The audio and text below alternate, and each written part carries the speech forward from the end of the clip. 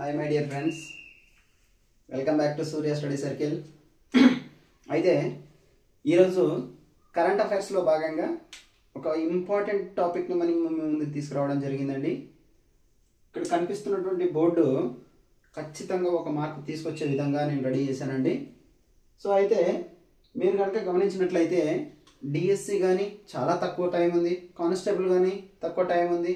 So వీటికి current affairs అనేది చాలా చాలా ప్రాముఖ్యాన్ని కలిగి ఉంది, అవునా? సో అయితే అంతటి ప్రాముఖ్యాన్ని కలిగి ఉన్నటువంటి ఈ జీకే కరెంట్ అఫైర్స్ని మిస్ చేసుకున్నాము అంటే మన నోట్లో మనం మన్నెత్తి పోసుకున్నట్టే లెక్క అవుతుంది. సో దయచేసి అర్థం చేసుకోండి మిత్రమా. మనం సోషల్ని 8-10 బుక్కులు చదువుతాం, సైన్స్ని 8-10 బుక్కులు చదువుతాం, సో అలాగే ఇంగ్లీష్ని అట్లే చదువుతాం. సో అయితే మన జీకే కరెంట్ అఫైర్స్ని ఒక ఇంపార్టెంట్ కాన్సెప్ట్స్ ఒక 5-6 డెప్త్గా చూసుకున్నారంటే మీకు బిట్లు అక్కడక్కడే దొర్లి పడతాయండి. ఆ కాన్సెప్ట్స్ని నేను 1 by 1 రివైల్ చేస్తూ వస్తున్నాను. దయచేసి మిస్ కాకుండా చూస్తూ నేర్చుకోండి. ఇంకొకటి ఏంట్రా అంటే నేను ఇక్కడ ఎలాగైతే రాశానో అలా కాకుండా, అర్థమవుతుందా? ఎలాగైతే రాశానో అలా కాకుండా నీట్గా నోట్స్ ఎత్తుకొని రాసుకోండి. అన్నీ ఒకే చోట రాసుకోండి. నాకు ప్లేస్ లేక ఎక్కడంటే ఇక్కడే రాశాను, బట్ ఎక్స్ప్లెయిన్ చేసేటప్పుడు నేను అన్నీ ఒకే చోటనే ఒకే ఆర్డర్లో ఎక్స్ప్లెయిన్ చేస్తాను. సో నీట్గా మీరు కనుక నోట్స్ రాసుకున్నారంటే ఖచ్చితంగా ఒక బిట్ రావడానికి అవకాశం ఉన్నటువంటి లొకేషన్ అండి. చాలా చాలా ఇంపార్టెంట్. రీసెంట్గా జరిగినటువంటి సంఘటనలకు బేస్ చేసుకొని అండ్ జీకే మరియు కరెంట్ అఫైర్స్ రెండుని ఇంక్లూడ్ చేస్తూ నేను చెప్తున్నానండి.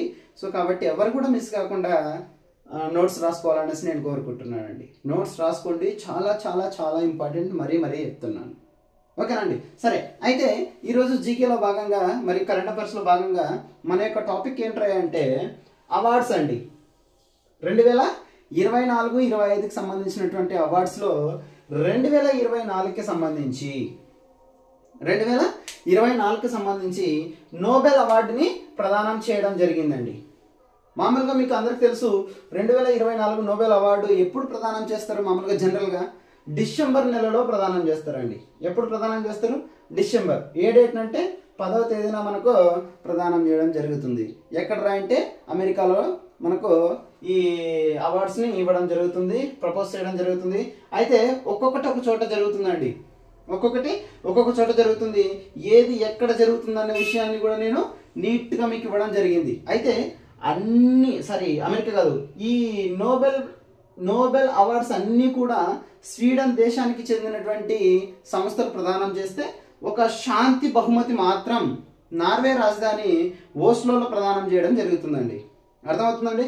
సో ఈ నోబెల్ ప్రైజెస్ అనేవి డిసెంబర్ 10న ప్రదానం చేయడం జరుగుతుంది. కారణం ఏంట్రా అంటే ఆ డిసెంబర్ 10th ఒకరు చనిపోయినటువంటి రోజు అండి.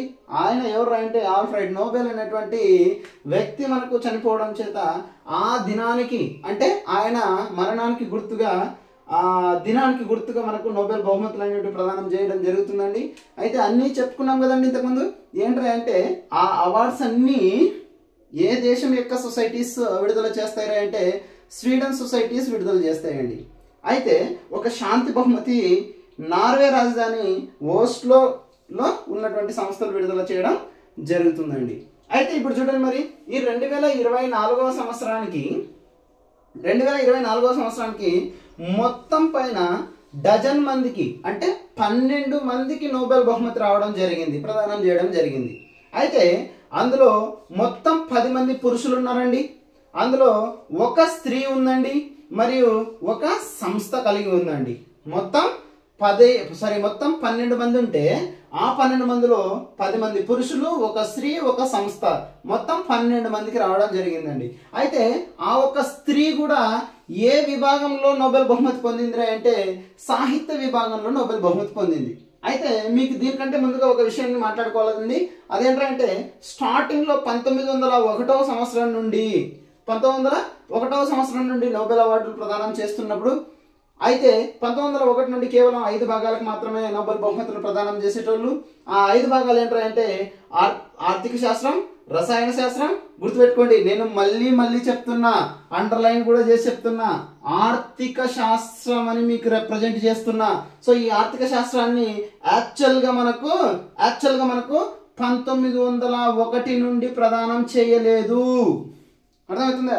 దీన్ని ఎప్పుడు స్టార్ట్ చేసినారంటే 1969 నుండి ప్రదానం చేయడం జరిగింది. నేను ఒక డిసెండింగ్ ఆర్డర్లో రాసిన. అర్థమవుతుందండి? చూడండి, ఇప్పుడు 1901 నుండి కేవలం 5 రంగాల్లో మాత్రమే నోబెల్ బహుమతిని ప్రదానం చేయడం జరిగింది. ఆ 5 రంగాలు ఏంటంటే దీన్ని వదిలేయండి, ఆర్థిక రంగాన్ని వదిలేయండి. ఆర్థిక రంగానికి స్టార్టింగ్లో ఇచ్చేవాళ్ళు కాదు. సో రసాయన రంగం, భౌతిక రంగం, వైద్య రంగం, శాంతి రంగం, సాహిత్యం, లిటరేచర్లో మనకు ప్రదానం చేస్తున్నారు. ఒక ఆర్డర్గా గుర్తుపెట్టుకోవాలంటే సాహిత్యం, శాంతి, వైద్యం, భౌతికం, రసాయన శాస్త్ర విభాగాలలో నోబెల్ బహుమతిని ప్రదానం చేయడం జరిగింది. ఎప్పటి నుండి? 1901వ సంవత్సరం డిసెంబర్ 10 నుండి. అయితే 1969వ సంవత్సరం నుండి, ఎప్పటి నుండి? 1969వ సంవత్సరం నుండి ఆర్థిక రంగంలో కూడా నోబెల్ బహుమతిని ప్రదానం చేయడం ఆనవాయితీగా వస్తున్నటువంటి విషయం అన్నట్టు. 1969 నుండి మనకు ఆర్థిక రంగంలో మనకు ప్రదానం చేస్తున్నారు. అయితే గమనించండి మిత్రమా, ఆర్థిక శాస్త్రంలో 2024వ సంవత్సరానికి 3కి రావడం జరిగింది. అలాగే రసాయనిక శాస్త్రంలో 3కి ప్రదానం చేయడం జరిగింది. ఈజీగా గుర్తుంటుందని పార్ట్స్గా డివైడ్ చేశాను చూడండి. ఆర్థిక శాస్త్రం 2024కి సంబంధించి నోబెల్ అవార్డ్స్ని 3కి ప్రదానం చేయడం జరిగింది. అలాగే 2024కి సంబంధించి రసాయన శాస్త్రంలో కెమిస్ట్రీ విభాగంలో 3కి ప్రదానం చేయడం జరిగింది. అలాగే 2024కి సంబంధించి ఫిజిక్స్లో 2కి ప్రదానం చేయడం జరిగింది. అలాగే మెడిసిన్లో 2కి ప్రదానం చేయడం జరిగింది. అలాగే శాంతి విభాగం పీస్లో ఒక్కరికి ప్రదానం చేయడం జరిగింది. ఆ ఒక్కరెవరు అంటే అదొక సంస్థ. సో ఆ సంస్థకి నోబెల్ శాంతి బహుమతి రావడం జరిగింది. అయితే సాహిత్య విభాగంలో లిటరేచర్కి సంబంధించి 1కి రావడం జరిగింది. ఆ ఒకరెవరు అంటే హాంకాంగ్. ఎవరండి? హాంకాంగ్. ఇక్కడ నుండి కంటెంట్ మొదలైతే చూడండి. సో 2024కి గాను సాహిత్య విభాగంలో 1కి ప్రదానం చేయడం జరిగింది నోబెల్ బహుమతి. ఆ ఒకరెవరు అంటే హాంకాంగ్ అనేటువంటి ఒక మహిళ. సాహిత్య విభాగంలో ఒక మహిళకి రావడం జరిగింది. ఎవరికి రావడం జరిగింది? ఆ మహిళకి రావడం జరిగింది. ఆ మహిళ పేరేంటంటే హాంకాంగ్. ఆమెది ఏ దేశం అంటే దక్షిణ కొరియా. ఏ దేశం అండి? దక్షిణ కొరియా.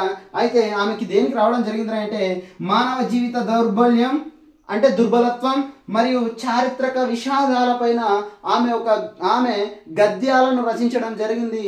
సో వాటికి గాను 2024 డిసెంబర్ 10న సాహిత్య విభాగం నుండి ఆమెకి నోబెల్ అవార్డుని ప్రదానం చేయడం జరిగింది.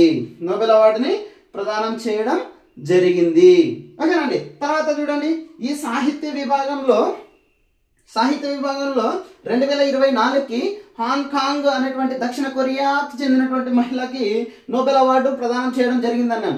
అయితే ఈ సాహిత్య విభాగంలో గుర్తుపెట్టుకోండి, సాహిత్య విభాగంలో నోబెల్ బహుమతి పొందినటువంటి మొట్టమొదటి వ్యక్తి ఎవరు అన్నటువంటి ప్రశ్నకు జీకేలో భాగంగా మనకు రావడానికి అవకాశం ఉంది. సో 1901వ సంవత్సరం సాహిత్య విభాగంలో సూలి ప్రుథోమి అనేటువంటి ఫ్రాన్స్ దేశానికి చెందినటువంటి వ్యక్తికి నోబెల్ సాహిత్య బహుమతి రావడం జరిగింది.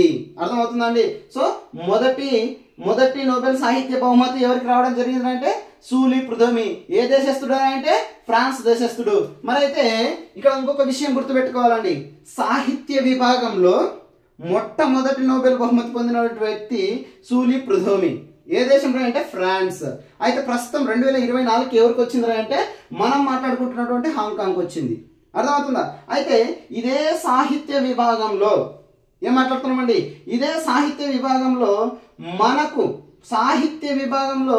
మన భారతదేశం నుండి, అర్థమవుతుందండి, సాహిత్య విభాగంలో మన భారతదేశం నుండి మొట్టమొదటిసారిగా నోబెల్ బహుమతి పొందినటువంటి వ్యక్తి ఎవరైనా ఉన్నారా అంటే ఖచ్చితంగా చెప్పుకోవాలండి. ఉన్నటువంటి వ్యక్తి ఎవరు అంటే మనకు రవీంద్రనాథ్ ఠాగూర్. ఎవరండి? రవీంద్రనాథ్ ఠాగూర్. బాగా గుర్తుపెట్టుకోవాలి. ప్రపంచంలోనే మొట్టమొదటిసారిగా సాహిత్య విభాగంలో నోబెల్ బహుమతి పొందినటువంటి వ్యక్తి సూలి ప్రుథోమి. అయితే 2024కి హాంకాంగ్, అయితే మన భారతదేశంలో సాహిత్య విభాగంలో మొట్టమొదటి నోబెల్ బహుమతి పొందినటువంటి వ్యక్తి ఎవరు అంటే సాహిత్య విభాగంలో రవీంద్రనాథ్ ఠాగూర్. ఎప్పుడు తీసుకోవడం జరిగింది అంటే 1913లో తీసుకోవడం జరిగింది. అయితే దేనికి వచ్చింది అంటే ఆయన రచించినటువంటి గీతాంజలి అనేటువంటి పుస్తకానికి నవలకి రావడం జరిగింది. అయితే ఈయన 1913లో తీసుకున్నటువంటి సాహిత్య నోబెల్ ప్రైజ్ అనేది మన ఇండియాలోనే మొదటిది కాదండి, మన ఆసియా ఖండంలోనే నోబెల్ ప్రైజ్ సాహిత్య విభాగంలో తీసుకున్నటువంటి మొదటి వ్యక్తిగా చరిత్రకెక్కినాడండి. అర్థమవుతుందండి. అయితే ఈయన గురించి ఒక 2 మాటలు మాట్లాడుకుంటే ఇంపార్టెంట్ మాటలు, జనగణ మన అనేటువంటి మనం ఆచరిస్తున్నటువంటి జాతీయ గీతాన్ని రాయడం జరిగింది. అలాగే అమర్ సోనార్ బాంగ్లా అనేటువంటి బంగ్లాదేశ్ యొక్క జాతీయ గీతాన్ని కూడా ఈయన రాయడం జరిగింది. అలాగే 1915లో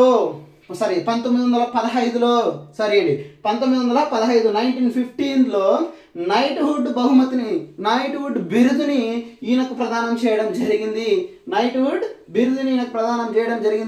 అయితే ఈ నైట్హుడ్ బిరుదు 1915లో వస్తే దీన్ని 1919 జలియన్ వాలాబాగ్ దురంతం జరగడం చేత మనకు తీరని నష్టం జరిగిందని చెప్పేసి ఈ 1915లో ఆయనకు ప్రచురించినటువంటి నైట్హుడ్ బిరుదుని తిరస్కరించడం జరిగింది. అర్థమవుతుందండి. సాహిత్య విభాగంలో భారతదేశం తరపు నుండి మొదటి నోబెల్ బహుమతి పొందినటువంటి వ్యక్తి రవీంద్రనాథ్ ఠాగూర్. అలాగే ఆసియా ఖండంలో మొదటి నోబెల్ బహుమతి పొందిన వ్యక్తి రవీంద్రనాథ్ ఠాగూర్. నైట్హుడ్ని తిరస్కరించినటువంటి వ్యక్తి రవీంద్రనాథ్ ఠాగూర్. ఎప్పుడు ప్రదానం చేశారంటే 1915లో ప్రదానం చేశారు.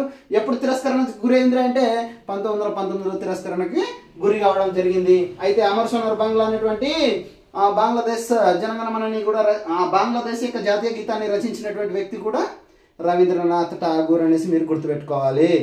అర్థమైందండి. చూడండి, ఒక నీట్గా ఒక ఆర్డర్లో రాసుకోండి. స్టార్టింగ్ సాహిత్యం ఇంకా నేను మొదలు పెడుతున్నా. సాహిత్యంలో ఒకరికి రావడం జరిగింది హాంకాంగ్. ఏ దేశం? దక్షిణ కొరియా. ఏం రాసింది? మానవ జీవిత దౌర్బల్యం పైన మరియు చారిత్రక విషాదాల పైన ఆమె రచనలు చేసింది. దానికి గాను ఆమెకు నోబెల్ బహుమతి 2024కి రావడం జరిగింది. అయితే సాహిత్య విభాగంలో మొదటి నోబెల్ బహుమతి పొందినటువంటి వ్యక్తి సూలి ప్రుదోమి. ఏ దేశం? ఫ్రాన్స్. మన భారతదేశంలో సాహిత్య విభాగంలో మొదటి బహుమతి పొందినటువంటి వ్యక్తి రవీంద్రనాథ్ ఠాగూర్. సో ఎప్పుడు అంటే 1913. మిగిలి ఉన్నటువంటి పాయింట్స్ అన్ని మనం ఆల్రెడీ ఎక్స్ప్లెయిన్ చేసుకున్నటువంటివి. రెండవది చూడండి, శాంతి విభాగం. ఎవరండి? శాంతి విభాగం. సో శాంతి విభాగంలో 2024కి సంబంధించి ఇద్దరికి ప్రదానం చేయడం జరిగింది. ఆ ఇద్దరు ఎవరు అంటే చూడండి, శాంతి విభాగంలో 1 శాంతి విభాగంలో 2024కి సంబంధించి ఒక్కరికి ప్రదానం చేయడం జరిగింది. ఆ ఒక్కరు ఎవరు అంటే ఒక సంస్థనండి. ఆ సంస్థ పేరు ఏంటంటే నిహాన్ కిడాంకియో. ఏంటండి? నిహాన్ కిడాంకియో అనేటువంటి ఒక జపాన్కి చెందినటువంటి సంస్థకి ప్రదానం చేయడం జరిగింది. అర్థమవుతుందండి. 2024లో శాంతి విభాగంలో నిహాన్ కిడాంకియో అనేటువంటి ఒక సంస్థకి ప్రదానం చేయడం జరిగింది. ఈ నిహాన్ కిడాంకియో మరొక పేరు ఏంటంటే హబాకుషా. ఏంటండి? హబాకుషా. ఏం పేరండి? హబాకుషా అన్న నిహాన్ కిడాంకియో అన్న రెండు ఒకటే. అది ఏ దేశ సంస్థ అంటే జపాన్ దేశ సంస్థ. అయితే దీనికి ఎందుకు రావడం జరిగింది అంటే హిరోషిమా నాగసాకి పైన అణుబాంబు దాడి జరిగినప్పుడు బాధ్యులైనటువంటి ఆ బాధ్యులకు స్టిల్ ఇప్పటి వరకు ఈ సంస్థ అనేది సహాయాలను అందిస్తూ ఉంది, సహాయ సహకారాలను అందిస్తూ ఉంది. సో అందుకు గాను ఈ నిహాన్ కిడాంకియో అనేటువంటి ఈ సంస్థకు నోబెల్ 2024 ప్రదానం చేయడం జరిగింది. అయితే హిరోషిమా పైన ఎప్పుడు అణుబాంబు దాడి జరిగింది అంటే ఆగస్టు 6. నాగసాకి పైన ఎప్పుడు అణుబాంబు దాడి జరిగింది అంటే ఆగస్టు 9. ఎవరు చేశారా అంటే అమెరికా. ఎవరు చేసినారా అంటే అమెరికా. అయితే ఇప్పుడు చూడండి, 2024 సంవత్సరానికి గాను శాంతి విభాగంలో ఒక సంస్థకు నోబెల్ బహుమతి రావడం జరిగింది. ఆ సంస్థ పేరు హబాకుషా లేదా నిహాన్ కిడాంకియో. ఏ దేశానికి సంబంధించిందంటే జపాన్. ఎక్కడ అంటే దేనికోసం అంటే హిరోషిమా నాగసాకి పైన అణుబాంబు దాడి జరిగినటువంటి ఆ బాధ్యులకు సహాయ సహకారాలు అందిస్తున్నందుకు గాను దీనికి నోబెల్ శాంతి బహుమతి రావడం జరిగింది. అయితే ఈ నోబెల్ శాంతి బహుమతి విభాగంలో మొట్టమొదటిసారిగా నోబెల్ బహుమతి పొందినటువంటి నోబెల్ బహుమతి పొందినటువంటి వ్యక్తి ఎవరైనా ఉన్నారా అంటే హెన్రీ మనకు రెడ్ క్రాస్ సంస్థ ఉందండి. ఏంటి? రెడ్ క్రాస్ సంస్థ హెన్రీ డ్యూనాండ్ అనేటువంటి వ్యక్తి శాంతి విభాగంలో మొట్టమొదటి నోబెల్ బహుమతిని తీసుకోవడం జరిగింది. ఎప్పుడు అంటే 1901 అన్నట్టు. అయితే ఈ శాంతి విభాగంలో ఏం మాట్లాడుతున్నామండి చూడండి. శాంతి విభాగంలో మనకు 2024 అయితే నిహాండా కిడాంకియో, అయితే మొదట అయితే రెడ్ క్రాస్ సంస్థకు సంబంధించినటువంటి హెన్రీ డ్యూనాండ్. మరి అయితే ఈ శాంతి విభాగంలో మన భారతదేశం నుండి మొట్టమొదటిసారిగా నోబెల్ బహుమతి అందుకున్నటువంటి వ్యక్తి ఎవరైనా ఉన్నారా అంటే ఉన్నారండి. వాళ్ళు ఎవరు అంటే శాంతి విభాగంలో నోబెల్ బహుమతి పొందినటువంటి వ్యక్తి మదర్ తెరిసా. ఎవరండి? Mother Teresa. ఆమె పూర్తి పేరు ఎగ్నస్ గోన్షా బొజాక్షువా. ఎగ్నస్ గోన్షా బొజాక్షువా అనేటువంటి పూర్తి పేరు మదర్ తెరిసాకి కలిగి ఉందండి. అయితే ఈ మదర్ తెరిసాకి 1950లో మిషనరీ ఆఫ్ చారిటీని స్థాపించి అనాథలకు సేవలు చేయడం జరిగింది. సో అందుకు గాను 1950లో స్థాపించి మిషనరీ ఆఫ్ చారిటీని స్థాపించి సేవలు చేసినందుకు గాను 1979లో నోబెల్ శాంతి బహుమతి వరించిందండి ఈమెకి. అయితే నోబెల్ శాంతి బహుమతి పొందినటువంటి తొలి భారతీయ మహిళ. అయితే ఈమెకు 1980లో భారతరత్న అవార్డును కూడా ప్రదానం చేయడం జరిగింది. అయితే జనరల్గా చెప్తుంటారు ఈ మదర్ తెరిసా ఎక్కడ పుట్టింది అంటే మాసిడోనియాలో పుట్టింది. మన భారతదేశానికి వచ్చి మన భారతదేశ సంతతిని తీసుకునింది అని చెప్తున్నాం. సో అయితే మన భారతదేశంలోనే ఉండి సేవలు అందించింది కాబట్టి మన భారతీయురాలుగా మనం మాట్లాడుకుంటున్నాం. సో 1980లోనే అందుకు భారతరత్న ఇచ్చి మనం ఆమెను సత్కరించుకున్నాం. అర్థమైందండి. తర్వాత మూడవది చూడండి, వైద్య రంగంలో 2024వ సంవత్సరానికి గాను మూడో మాట మాట్లాడుతున్నామండి. వైద్య రంగంలో 2024 సంవత్సరానికి గాను ఇద్దరికి ప్రదానం చేయడం జరిగింది. ఆ ఇద్దరు ఎవరు అంటే ఒకరేమో విక్టర్ ఆంబ్రోస్, రెండవ వారు ఎవరు అంటే గ్యారీ రూకున్ అనేటువంటి ఇద్దరు వ్యక్తులకు ప్రదానం చేయడం జరిగింది. అయితే వీళ్ళిద్దరిది ఏ దేశం అంటే యునైటెడ్ స్టేట్స్ ఆఫ్ అమెరికా. మరియు వీరికి దేనికి నోబెల్ బహుమతి రావడం జరిగింది అంటే జన్యువులను నియంత్రించేటువంటి మైక్రో RNA రైబోన్యూక్లిక్ యాసిడ్ ని కనుక్కోవడం జరిగినారు. అర్థమవుతుందండి ఎందుకు వీళ్ళకి రావడం జరిగింది అంటే జన్యువులను నియంత్రించేటువంటి మైక్రో RNA రైబోన్యూక్లిక్ యాసిడ్ ని కనుక్కున్నందుకు గాను విక్టర్ ఆంబ్రోస్ కి మరియు గ్యారీ రూకున్ కి వీరికి వైద్య రంగం నుండి నోబెల్ బహుమతి అందించడం జరిగింది. అయితే వైద్య రంగం గురించి మాట్లాడుతున్నాం. మరి అయితే వైద్య రంగం గురించి మనం మాట్లాడుతున్నప్పుడు వైద్య రంగంలో మొట్టమొదటి నోబెల్ బహుమతి పొందినటువంటి వ్యక్తిగా మనకి ఎవరు చరిత్రకెక్కినారా అంటే అడాల్ఫ్ వాన్ బహ్రైన్ అనేటువంటి జర్మనీ దేశానికి చెందినటువంటి వ్యక్తి వైద్య రంగంలో మొదటి నోబెల్ బహుమతి తీసుకోవడం జరిగింది. ఎప్పుడు అంటే 1901లో ప్రదానం చేసినప్పుడు 1901లో వైద్య రంగంలో నోబెల్ బహుమతి తీసుకున్నటువంటి వ్యక్తి అడాల్ఫ్ వాన్ బహ్రైన్. ఏ దేశంలో అంటే జర్మనీ. అయితే ఆ వైద్య రంగంలో భారతదేశం నుండి మొట్టమొదటిసారిగా నోబెల్ బహుమతి తీసుకున్నటువంటి వ్యక్తి ఎవరైనా ఉన్నారా అంటే హరగోవింద్ ఖురానా. ఎప్పుడు తీసుకున్నారా అంటే 1968లో తీసుకున్నాడు. ఎప్పుడని 1968లో తీసుకోవడం జరిగింది. దేనికి అంటే కృత్రిమ జన్యువుని కనుక్కున్నందుకు వైద్య శాస్త్రానికి సంబంధించి 2024లో ఇద్దరికి ప్రదానం చేయడం జరిగింది. ఒకరేంట్రా అంటే విక్టర్ ఆంబ్రోస్ మరియు గ్యారీ రూకున్. ఏ దేశస్తులు అంటే యుఎస్ఏకి సంబంధించినటువంటి వ్యక్తులు. దేనికంటే మైక్రో RNAని కనుక్కున్నారు. అదేం చేస్తుంది అంటే జన్యువులను నియంత్రిస్తుంది. సో అయితే మనకు వైద్య రంగంలో మొట్టమొదటి నోబెల్ బహుమతి పొందినటువంటి వ్యక్తి అడాల్ఫ్ వాన్ బహ్రైన్ అనేటువంటి జర్మనీ దేశానికి చెందినటువంటి వ్యక్తి. మరి భారతదేశానికి సంబంధించి మొట్టమొదటి నోబెల్ బహుమతి వైద్య విభాగంలో పొందినటువంటి వ్యక్తి హరగోవింద్ ఖురానా. ఎప్పుడు అంటే 1968 1968లో ఈయనకు నోబెల్ బహుమతి రావడం జరిగింది. ఆయనకి దేనికి వచ్చింది అంటే కృత్రిమ జన్యువుని కనుక్కున్నందుకు రావడం జరిగింది. ఇది వైద్య విభాగానికి సంబంధించి అర్థమవుతుందండి. సో తర్వాత భౌతిక శాస్త్రానికి సంబంధించి కనుక మనం మాట్లాడుకుంటే భౌతిక శాస్త్ర విభాగానికి సంబంధించి 2024కి సంబంధించి ఇద్దరికి నోబెల్ బహుమతి ప్రదానం చేయడం జరిగింది. 2024లో భౌతిక శాస్త్ర విభాగం నుండి ఇద్దరికి నోబెల్ బహుమతి ప్రదానం చేయడం జరిగింది. ఆ ఇద్దరు ఎవరు అంటే John Joseph Hopfield, very important అండి, జాన్ జోసెఫ్ హాఫ్ఫీల్డ్ అనేటువంటి వ్యక్తి. మరి రెండో వ్యక్తి ఎవరు అంటే జెఫ్రీ ఎవరెస్ట్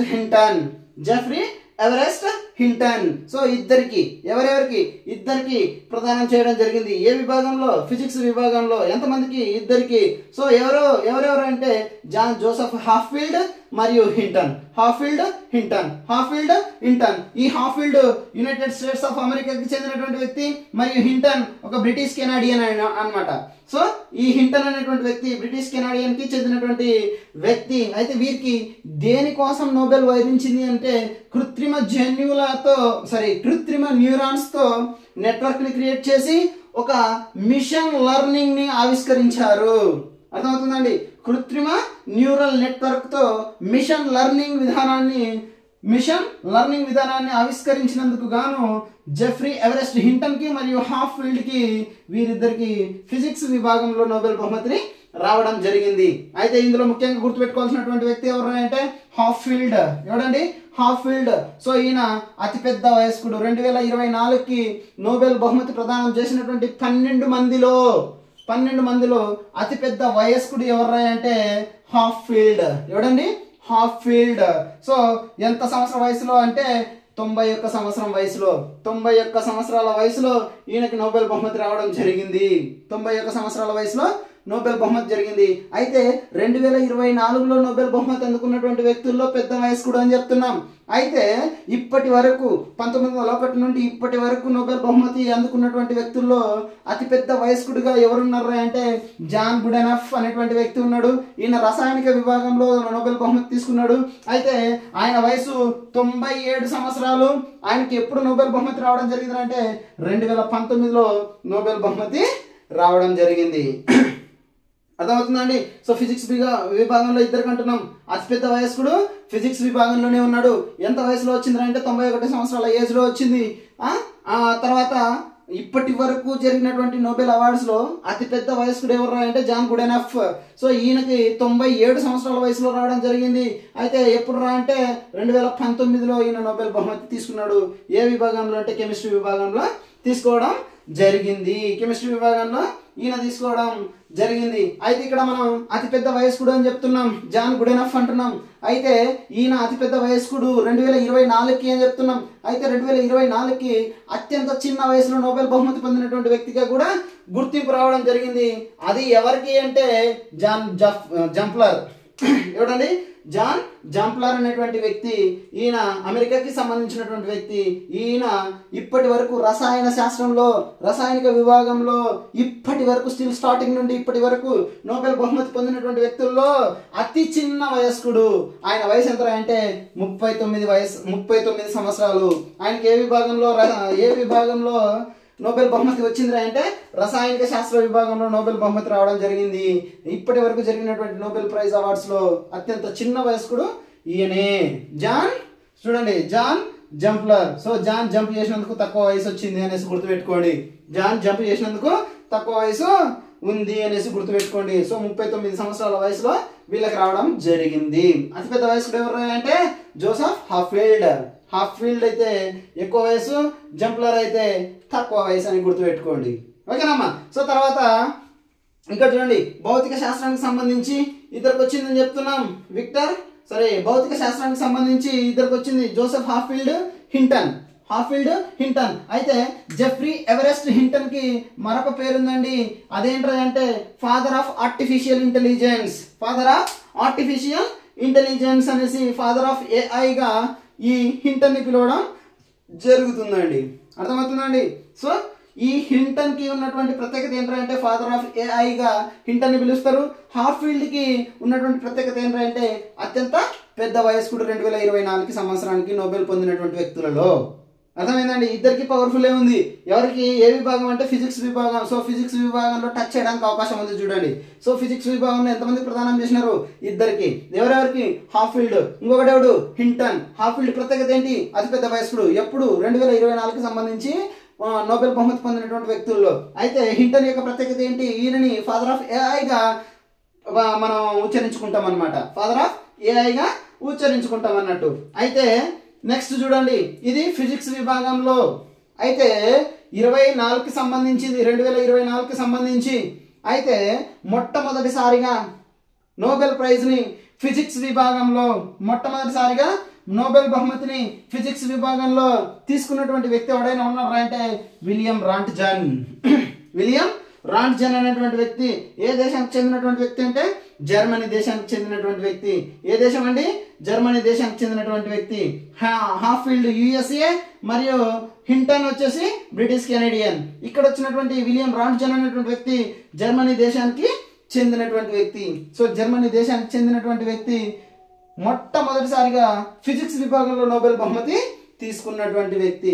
అయితే ఫిజిక్స్ విభాగంలో మన భారతదేశం నుండి మొట్టమొదటిసారిగా నోబెల్ బహుమతి పొందినటువంటి వ్యక్తుల్లో ఎవరైనా ఉన్నారా అంటే ఉన్నాడండి.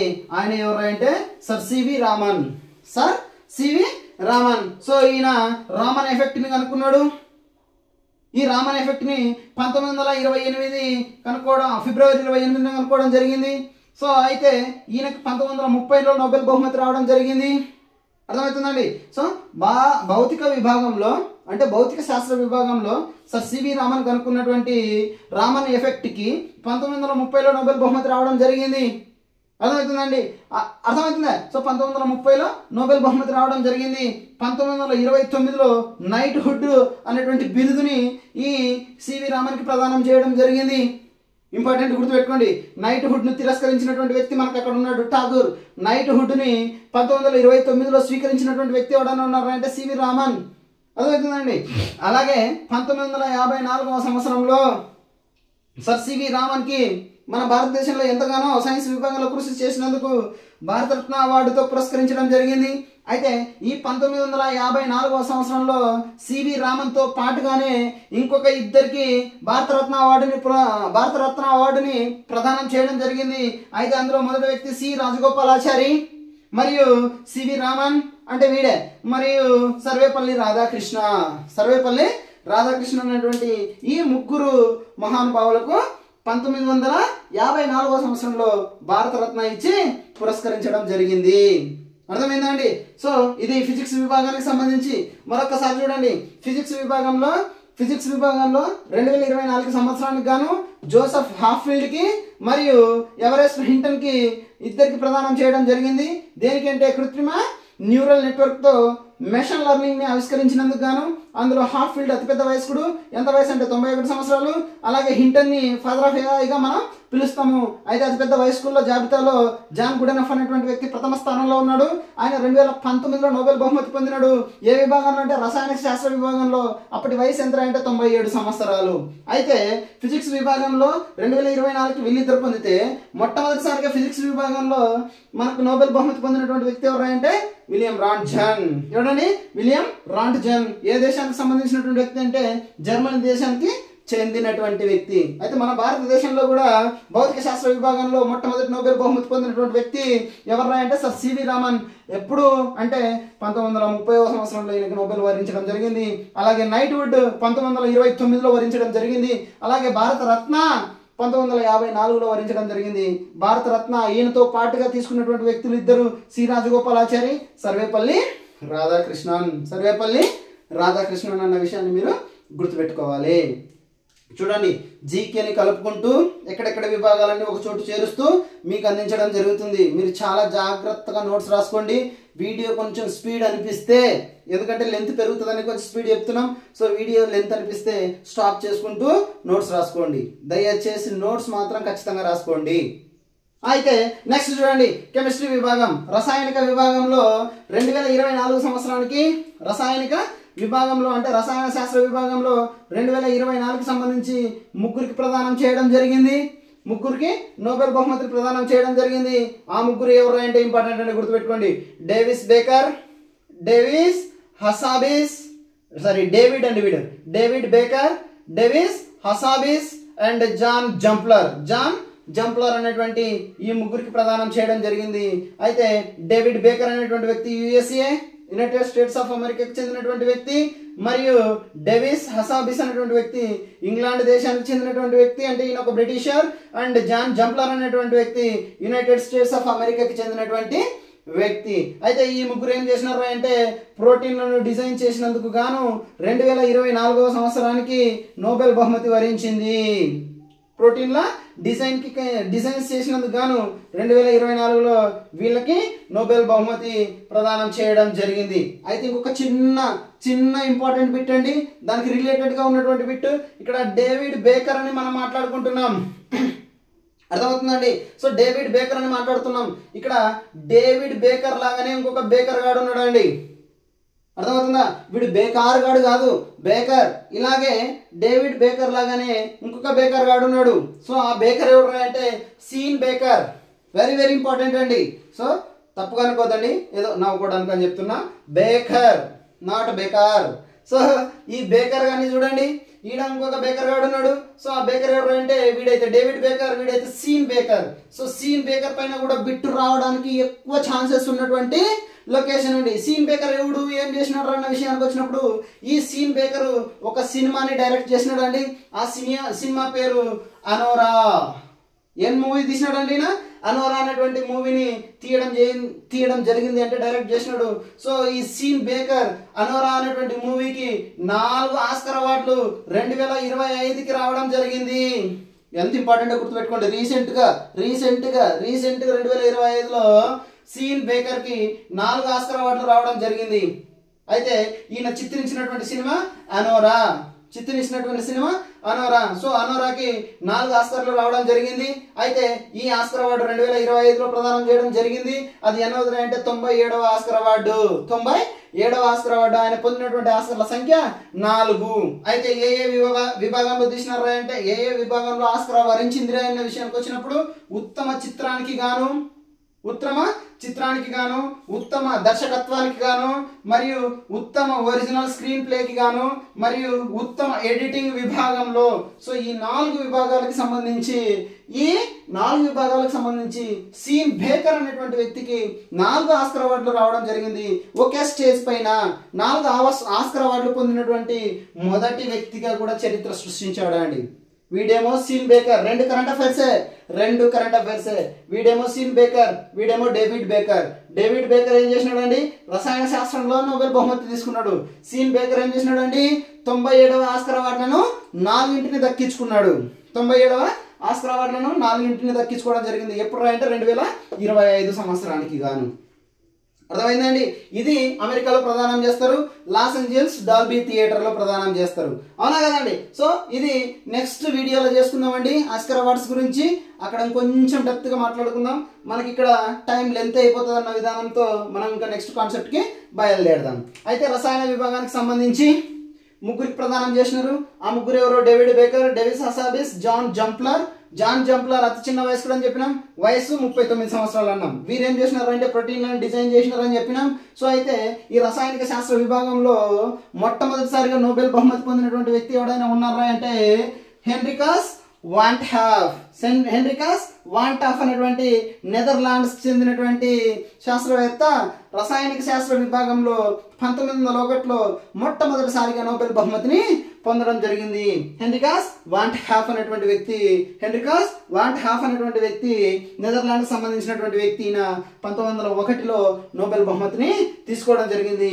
అంటే ప్రపంచంలోనే రసాయనిక శాస్త్ర విభాగంలో, కెమిస్ట్రీ విభాగంలో మొట్టమొదటి నోబెల్ బహుమతి పొందినటువంటి వ్యక్తి హెన్రికాస్ వాంటాఫ్ అనేటువంటి వ్యక్తిగానే మనం చెప్పుకోవాల్సినటువంటి అవసరం ఉంది. సో ఇది కెమిస్ట్రీ విభాగంలో ప్రపంచంలో. మరైతే ఇదే కెమిస్ట్రీ విభాగంలో అర్థమవుతుందండి.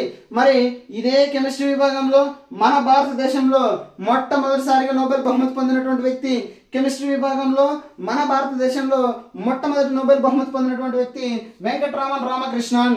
ఎవడండి? వెంకట్రామన్ రామకృష్ణన్. ఈయనకి ఎప్పుడు నోబెల్ బహుమతి రావడం జరిగింది అంటే 2009లో నోబెల్ బహుమతి రావడం జరిగింది.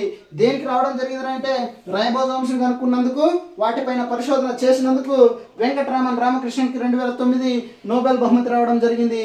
కారణం రైబోజోమ్స్ ఆవిష్కరణ. రైబోజోమ్స్ ఆవిష్కరణ. అయితే 2024కి ముగ్గురికి వచ్చింది. 1901 మొట్టమొదటి నోబెల్ బహుమతి రసాయనిక విభాగంలో తీసుకున్నటువంటి వ్యక్తి వాన్ హాఫ్. ఏ దేశం అంటే నెదర్లాండ్స్. మన భారతదేశంలో మొట్టమొదటి నోబెల్ బహుమతి రసాయనిక శాస్త్ర విభాగంలో తీసుకున్నటువంటిది వెంకట్రామన్ రామకృష్ణన్. ఎప్పుడు అంటే 2009. కారణం ఏంటంటే రైబోజోమ్స్ ఆవిష్కరణ. రైబోజోమ్స్ ని కనుక్కున్నందుకు. తర్వాత వచ్చినటువంటి విభాగం చూడండి. తర్వాత వచ్చినటువంటి విభాగం ఆర్థిక శాస్త్ర విభాగం. ఆర్థిక రంగంలో నోబెల్ బహుమతిని సాధారణంగా 1901 నుండి ప్రదానం చేయడం లేదండి. సో ఈ ఆర్థిక శాస్త్ర విభాగంలో 1969 నుండి ఇంకొక చిన్న విషయం అండి. వాళ్ళ దేశాలు చెప్పినామా? యుఎస్ఏ, ఇంగ్లాండ్ మరియు యుఎస్ఏ చెప్పుకున్నాం కదా. Okay, right. సో ఆర్థిక శాస్త్ర విభాగంలో 2024 సంవత్సరానికి గాను ముగ్గురికి ప్రదానం చేయడం జరిగింది. అయితే ఆర్థిక శాస్త్ర విభాగంలో నోబెల్ బహుమతిని ప్రదానం చేయడం ఎప్పటి నుండి స్టార్ట్ అయింది అంటే 1969 నుండి స్టార్ట్ కావడం జరిగిందండి. 1969 నుండి స్టార్ట్ కావడం జరిగింది. అయితే ఈ ఆర్థిక శాస్త్ర విభాగంలో 2024 సంవత్సరానికి గాను ఎంతమందికి రావడం జరిగింది అంటే ముగ్గురికి రావడం జరిగింది. ఆ ముగ్గురు ఎవరంటే డెరెన్ ఎసిమోగ్లో. ఎవరండి? డెరెన్ ఎసిమోగ్లో మరియు సైమన్ జాన్సన్ మరియు జేమ్స్ ఏ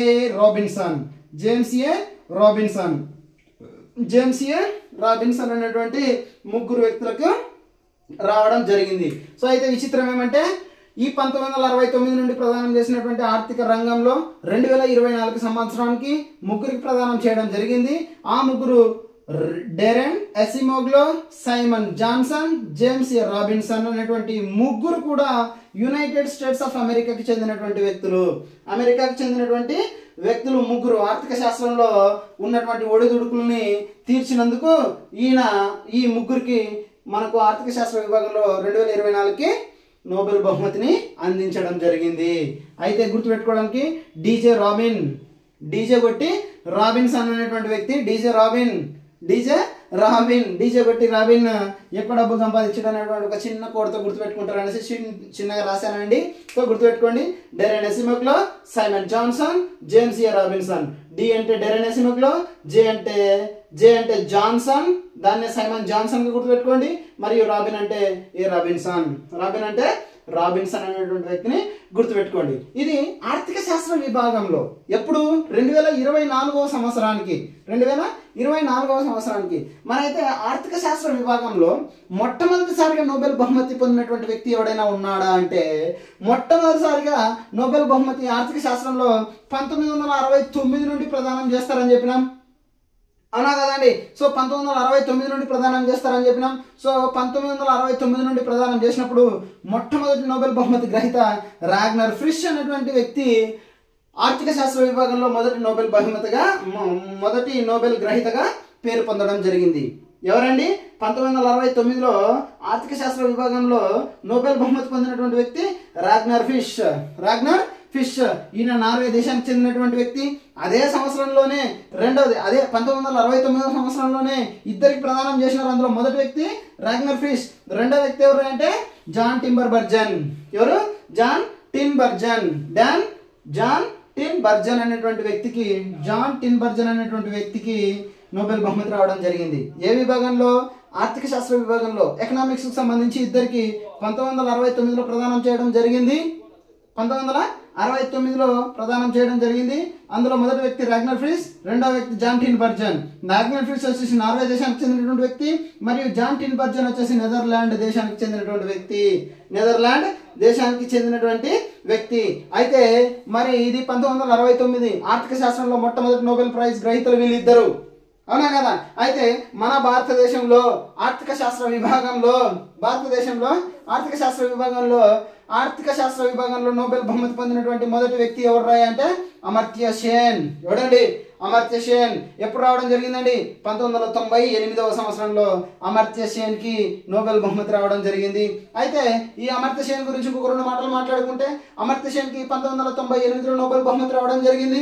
1998లో నోబెల్ బహుమతి రావడం జరిగింది.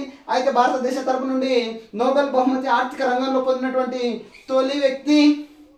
అదేవిధంగా 1990లో ఈయనకు భారతరత్న కూడా రావడం జరిగింది. ఏ సంవత్సరంలో? 1999వ సంవత్సరంలో భారతరత్న తీసుకున్నటువంటి వ్యక్తి ఎవరు అంటే అమర్త్య సేన్. అయితే ఈ 1999వ సంవత్సరంలో అమర్త్య సేన్తో పాటుగానే ఇంకొక ముగ్గురికి భారతరత్న అవార్డును ప్రదానం చేయడం జరిగింది.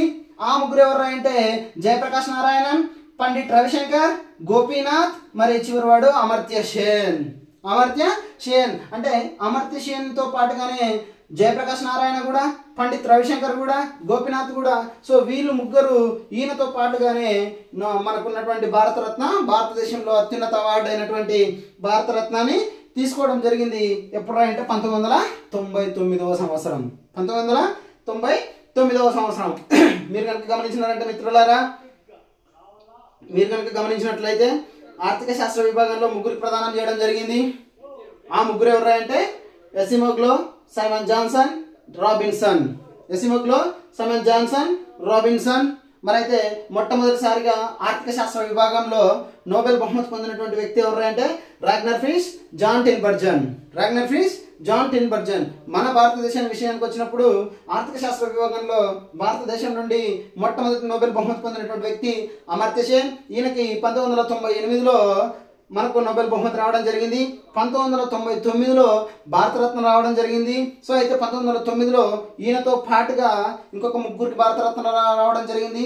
అంటే మీరు గుర్తుపెట్టుకోవాల్సింది 1999లో మొత్తం 4గురికి భారతరత్న అవార్డును ప్రదానం చేయడం జరిగింది. అందులో జయప్రకాష్ నారాయణ మరియు పండిట్ రవిశంకర్, గోపీనాథ్, అమర్త్య సేన్ అనేటువంటి వ్యక్తులు 1999కి మన భారతదేశ అత్యుత్తమ పురస్కారమైనటువంటి భారతరత్నను తీసుకోవడం జరిగింది. ఓకేనండి, ఇది కంప్లీట్ ఇన్ఫర్మేషన్ మనకు అంతర్జాతీయ అవార్డులకు సంబంధించి, నోబెల్ బహుమతికి సంబంధించి. జీకే కూడా కవర్ చేసిన, కరెంట్ అఫైర్స్ కూడా కవర్ అయిందండి. సో ఆల్మోస్ట్ ఒక బిట్ రావడానికి అవసరమైనటువంటి లొకేషన్ అండి, గుర్తుపెట్టుకోండి. సో ఇంపార్టెంట్ కాన్సెప్ట్, ఎక్కడ కూడా మిస్ కాకుండా వినండి, నేర్చుకోండి, మరి నోట్స్ రాసుకోండి, ఒక మార్క్ని మీ చెంత పెట్టుకోండి. చూడండి, ఆస్కార్ అవార్డ్స్ కూడా ఇక్కడ చెప్పడం జరిగింది. ఓకేనా అండి, నెక్స్ట్ వీడియోతో మళ్ళీ కలుద్దాం. థ్యాంక్ యూ వెరీ మచ్ అండి. ఇంకా చాలామంది సబ్స్క్రైబ్ చేయకుండా చూస్తున్నారు. మీ ఫ్రెండ్స్ ఎవరైనా ఉంటే షేర్ చేయండి, సపోర్ట్ చేయండి, లైక్ చేయండి, మరియు మీ ఫ్రెండ్స్కి ఎవరికైనా ఉంటే అట్లా ఈ వీడియోని ఫార్వర్డ్ చేయండి. థ్యాంక్ యూ అండి, thank you so much, thank you very much అండి.